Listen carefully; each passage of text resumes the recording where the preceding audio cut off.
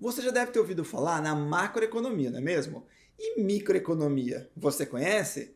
Nesse novo episódio do Resolve aí, Caio de hoje, vamos falar sobre a microeconomia e como a gente estuda as relações de causa e efeito entre alguns agentes econômicos. Então, vem comigo para mais um episódio.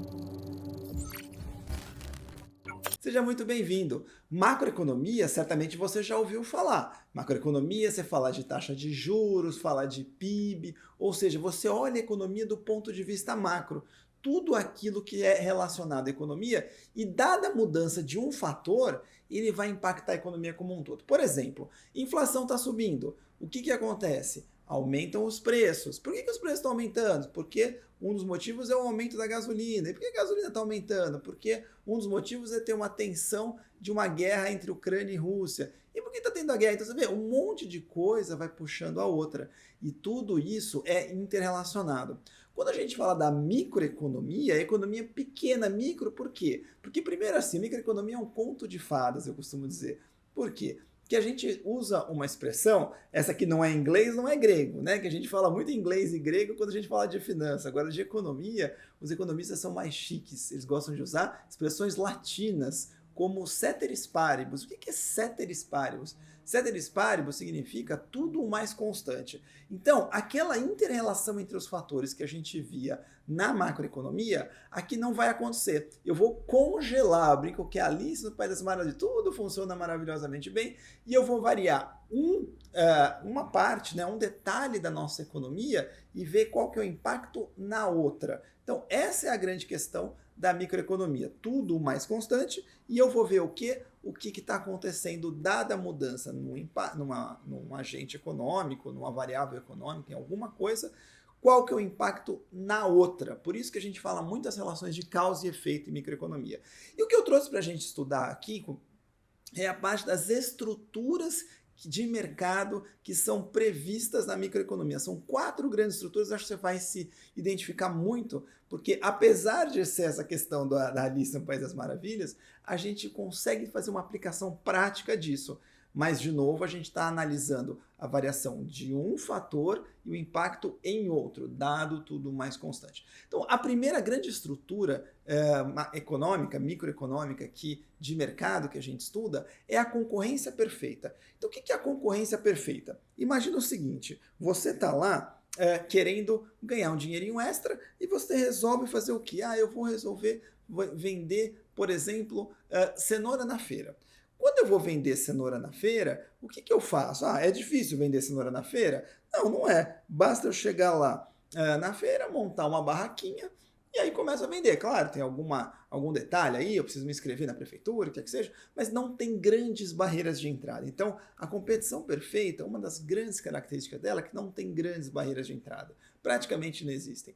Agora, você chega bonitão lá, vai lá vender o seu produto e aí um monte de gente vende cenoura na feira também. Você vai colocar que preço? Você é um tomador de preços na microeconomia, na estrutura de concorrência perfeita. Por quê? Porque não adianta você vender R$1 mais caro o quilo da sua cenoura, que ninguém vai comprar da sua barraca. Está todo mundo ali no mesmo ambiente. E por que você vai vender também mais barato? Não vai, você vai vender no preço que dá. Então você é um tomador de preço.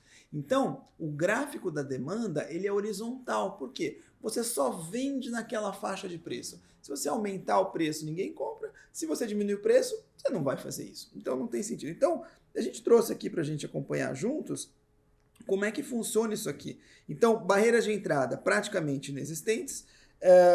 Você não consegue definir o preço. Então, o preço, você é uma tomadora de preço. Existem várias empresas, ou seja, existem vários outros participantes que podem, como você, querer chegar lá e de fato fazer a mesma coisa que você está fazendo. Beleza? Agora, pode ser uma outra estrutura que é a chamada competição monopolística. A competição monopolística ela é um pouquinho diferente. Por quê? Um exemplo. Na cidade de São Paulo, uns anos atrás, choveu hamburgueria para todo lado. Então todo mundo queria comer hambúrguer. No começo, os pioneiros nesse mercado se deram bem. Por quê? Porque eles conseguiam ter algum lucro econômico, eles conseguiam ganhar mais do que a média de mercado. E por que eles fizeram isso? Porque eles trouxeram uma novidade. Tem barreiras de entrada na competição monopolística? Tem um pouco, né? Um pouco mais do que na concorrência perfeita, mas também não é nada muito complicado você montar uma hamburgueria, por exemplo. Você precisa de um capital inicial, precisa de alguma expertise, tudo, mas dá para fazer. Aí, como você faz isso? Uma característica da competição monopolística é que você tem baixas barreiras de entrada. E não são tão baixas como na concorrência perfeita, mas são relativamente baixas. Então, o que todo mundo começou a fazer? As pessoas começaram a fazer o seguinte, elas começaram a fazer hambúrguer de todo jeito. Então, começou a chover hambúrguer em São Paulo. Você que ganhava dinheiro no começo, continuou ganhando dinheiro? Provavelmente não. Você precisou diminuir um pouco sua margem de lucro, porque tem gente fazendo hambúrguer tão bom ou melhor que o seu, pelo longo da cidade toda. Então a competição monopolística, ela tem essa característica. Há um pouquinho mais de barreira de entrada. Você consegue ser formador de preço? No começo você consegue, depois você vai perdendo força. E existem também inúmeras empresas que vão entrando atraídas por essa... percebendo que você está ganhando dinheiro, então também vou fazer hambúrguer, né? E de repente um monte de hambúrguer virou uma competição e aí você perdeu essa exclusividade, você perdeu esse pioneirismo aí que você tinha no começo. Depois a gente tem duas grandes outras estruturas aí já um pouco mais concentradas. A primeira delas é o oligopólio.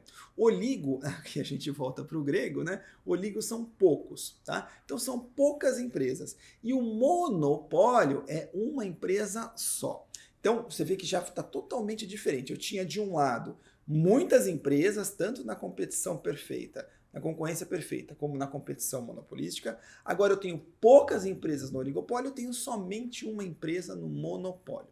Caio, me dá um exemplo de oligopólio. Empresa aérea. Quantas empresas aéreas existem no Brasil? Poucas, né? A gente tem 3 grandes empresas aéreas. E esse é um exemplo de oligopólio? É. Por quê? Qual que é a grande característica do oligopólio?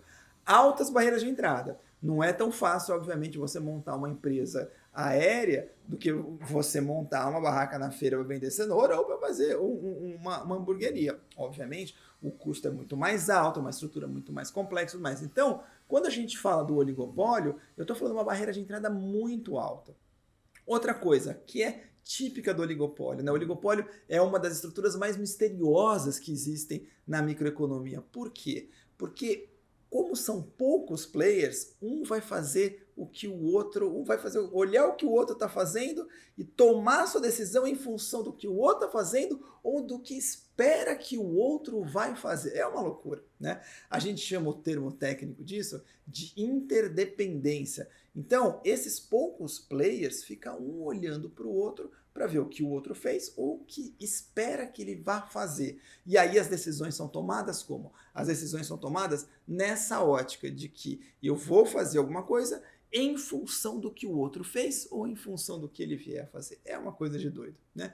É uma coisa de doido. Então, realmente existem algumas teorias que procuram explicar o comportamento previsto de participantes de mercado de um oligopólio, mas nenhuma delas consegue 100% explicar o que está acontecendo, tá? Nenhuma delas consegue.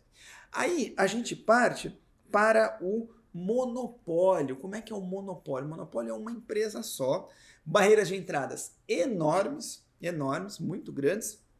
E você consegue ter lucro econômico? Consegue. Por quê? Porque você está sozinho, você é formador de preço, você põe o lucro econômico, você define, basicamente você consegue definir o quanto você vai vender, em que preço você vai vender, você é o dono do mercado.